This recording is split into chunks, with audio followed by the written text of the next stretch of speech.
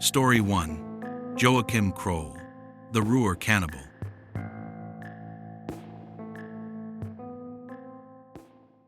When police broke down the door of a small apartment in Duisburg, Germany, they didn't realize they were stepping into a kitchen from hell. There were no screams, no fresh blood, only the stench of rotting meat. Inside, Joachim Kroll sat quietly in a chair, calm as if nothing were wrong. On the stove, a pot still simmered. An officer lifted the lid, and the room fell silent. No one spoke another word. Joachim Kroll lived alone. A thin, reclusive factory worker, he kept to himself and rarely spoke. Neighbors described him as odd but harmless.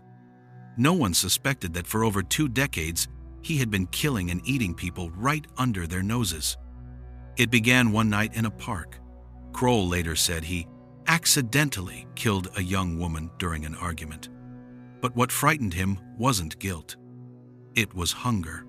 Unemployed and starving, a disturbing thought crossed his mind. This meat could still be useful. That thought never left him. From then on, Kroll killed only when he was hungry. He picked his victims at random: a passing girl, a lost child, a woman walking home alone. After each murder, he divided the body, one part to cook, one to bury, and one to dispose of through the pipes. For years, police couldn't find the culprit. No one imagined that an ordinary man who clocked in at the factory every morning could also be a cannibal. Kroll didn't kill for pleasure or rage. In his own words, during interrogation, "I did it because meat was expensive. I didn't want to kill, but I had to eat." When asked how he felt afterward, he replied, "Normal. I just needed food. Then I cleaned up. No anger, no remorse. Just a blank, practical tone, as if describing how to prepare dinner." What terrified investigators most wasn't the crime itself, but how organized it was. His apartment was spotless, every tool neatly arranged. On the wall, police found notes listing recipes and preparation methods, carefully labeled sections on which parts were tender, which were chewy, and how long to store them. No emotion, no horror, only numbers, ratios, and timings. The case unraveled by accident. A neighbor complained that the building's plumbing was clogged. When repairmen checked the pipes, they found something that should never have been there. Tracing it back led them straight to Kroll's apartment and the kitchen that told the story without words. When arrested, Kroll didn't resist. Sitting calmly at the interrogation table, he asked, "What will you give me to eat in prison?" The officers froze. One later recalled, "In that moment, it didn't feel like I was talking to a man. It was like a machine, one that eats, walks, and breathes, but doesn't know what fear is." After his conviction, Kroll lived quietly in prison. He never called himself a monster. He spent his final years writing down recipes that no one dared to read. Then, one day, he died without ceremony, taking his secrets with him. The question he left behind still chills psychologists today. What turns an ordinary man into a cannibal? Is it hunger or emptiness of the soul? No one knows for sure. But in the peaceful Ruhr Valley, people still whisper when passing by his old building, "That kitchen once cooked things that should never have been cooked." Story 2. Gein, the Craftsman of Hell.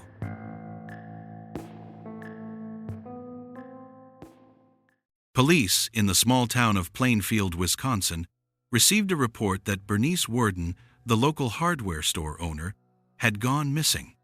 Her shop had closed unusually early, with a trail of blood leading toward the back shed. On the counter, the last receipt bore one name: Gein. When officers arrived at Gein's isolated farmhouse, no one answered the door.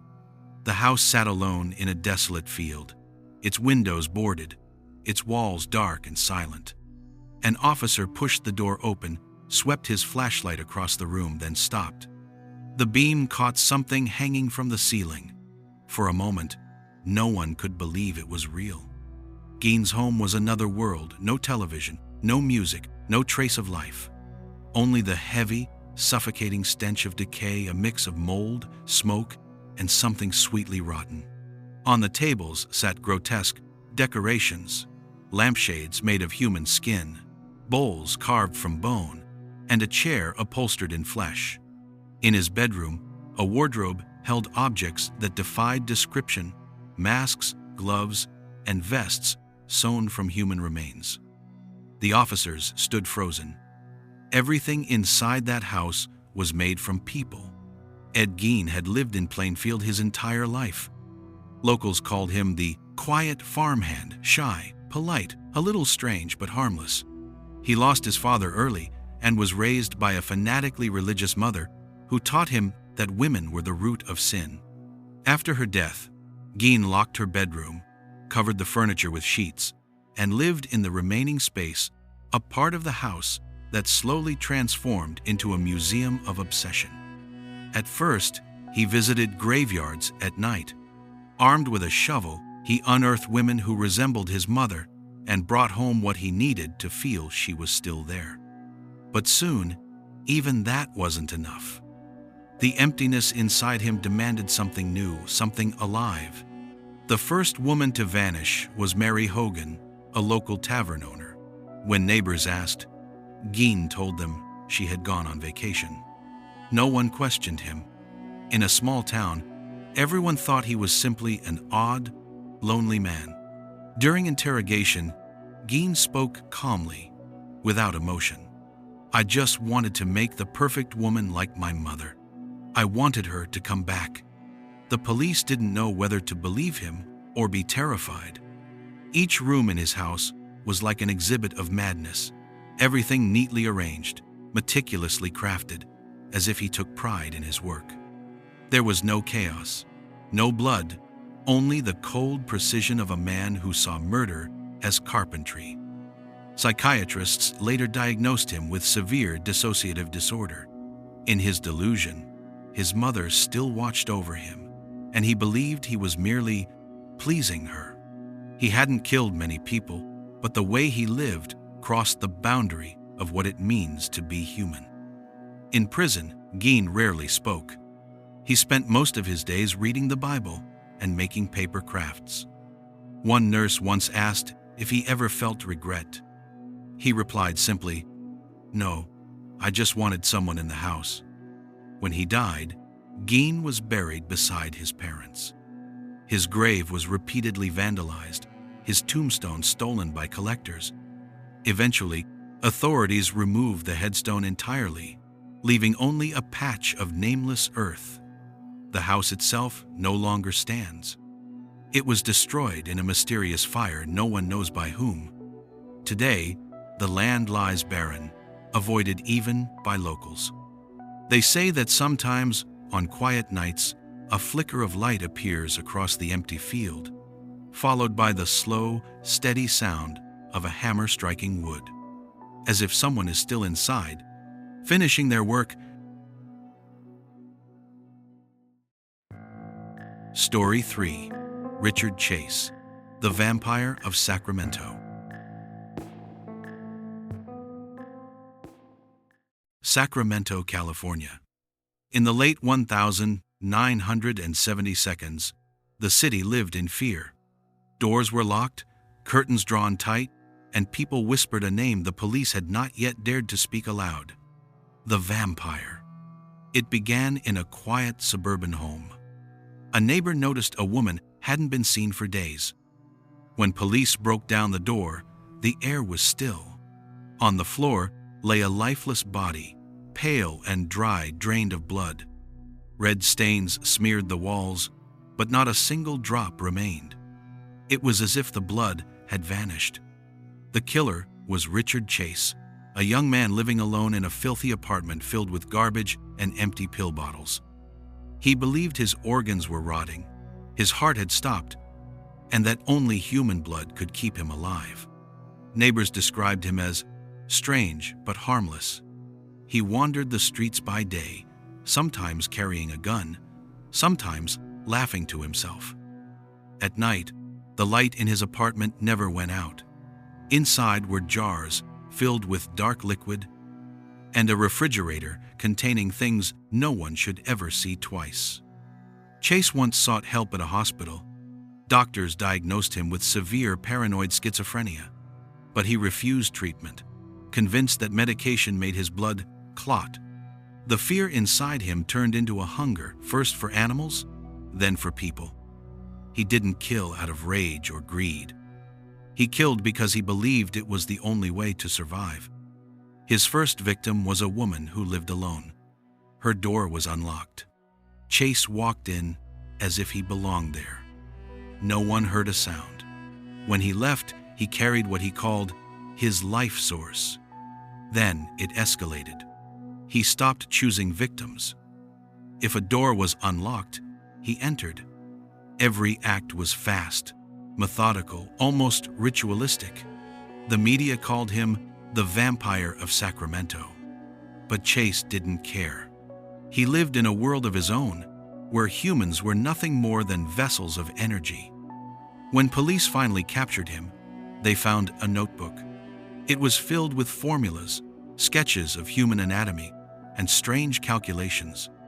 On the last page, one chilling line stood alone: "I will die without them." During the trial, Chase remained quiet. When asked why he did it, he whispered, "I heard my heart stop beating." Psychiatrists confirmed that Chase truly believed he was dead, that blood was the only energy keeping his soul inside his body. He neither smiled nor cried. He simply stared into the void, as if still measuring how much blood he'd need for tomorrow. In prison, Chase rarely spoke. He feared the food, convinced the guards were poisoning him. A few months later, he was found motionless in his cell, a single sleeping pill, and a note beside him. "I can't hear my heart anymore." He was buried quietly. No mourners, no flowers. Only a medical attendant muttered under his breath as the coffin sank into the earth, "May you finally rest." But Sacramento never forgot. Years later, when people speak of the vampire of Sacramento, old residents still draw their curtains tight after dark. Some say that on lonely nights, you might hear a faint tap on your window and a whisper in the dark, "Just a little, I only need a little to live." 3 killers, 3 fractured minds consumed by darkness. Each believed their madness was a form of truth, that their crimes were not evil, but necessary.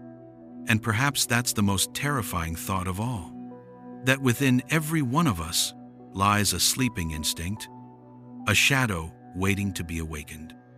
If yours is angelic or demonic, tell me in the comments.